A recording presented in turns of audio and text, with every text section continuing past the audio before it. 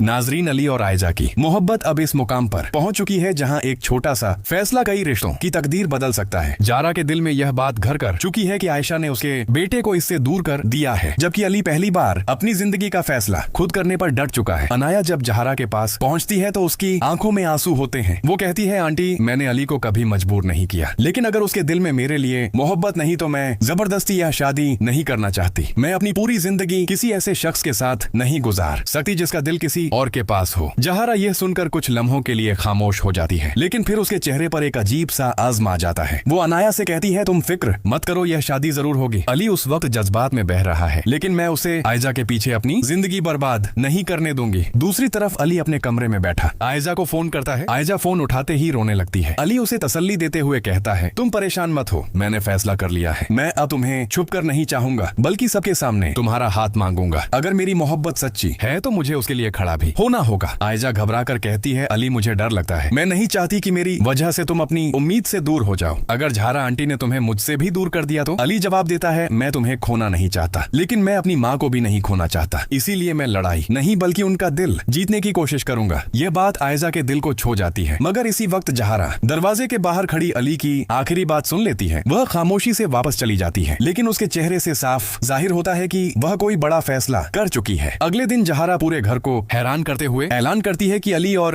अनाया की शादी की तारीख पहले से भी जल्द रख दी गई है। ये सुनते ही अली के कदमों तले से जमीन निकल जाती है। अली फौरन अपनी माँ के पास जाता है और कहता है, ओमी, आपने मुझसे पूछे बगैर शादी की तारीख कैसे तय कर दी? मैंने साफ कह दिया है कि मैं अनाया से शादी नहीं करूंगा। जहारा सर्द लहजे में जवाब देती है, तुम्हें अपनी माँ से इजाजत लेने की जरूरत नहीं समझ आती तो ठीक है। आज से तुम्हें अपनी जिंदगी के फैसले खुद करने की आजादी है, लेकिन याद रखना, अगर तुमने आयजा का हाथ थामा तो उस घर के दरवाजे तुम्हारे लिए बंद हो जाएंगे। अली यह सुनकर हैरान रह जाता है। उसी लम्हे फजा वहाँ पहुँच जाती है और जहारा से कहती है, आप अली को मोहब्बत और माँ में से किसी एक का इंतखाब करने पर मजबूर ना करें। अगर आयजा वाकई बरी होती तो अली उसके लिए इतना बड़ा कदम कभी ना उठाता। जहारा गुस्से से फजा को देखती है और कहती है, तुम भी आयजा की तरफदारी कर रही हो। फजादा जवाब देती है, मैं किसी की तरफदारी नहीं कर रही, मैं सिर्फ इतना कह रही हूँ कि अली की जिंदगी का फैसला उसकी मर्जी के बगैर नहीं होना चाहिए। जहारा खामोश हो जाती है, मगर फिर एक ऐसा राज जाहिर करती है जिसे सुनकर फजा के होश उड़ जाते हैं। जहारा कहती है, तुम सब आयजा को मासूम समझ रहे हो, लेकिन तुम्हें उसके माजी के बारे में कुछ मालूम ही नहीं। अगर मैंने वह हकीकत अली को बता दी तो शायद वो खुद आयजा से नफरत करने लगेगा। इधर आयजा को भी झारा के उस राज का अंदाजा नहीं होता। वो अली के साथ मुलाकात के लिए पहुंचती है, मगर वहाँ अली के बजाय अना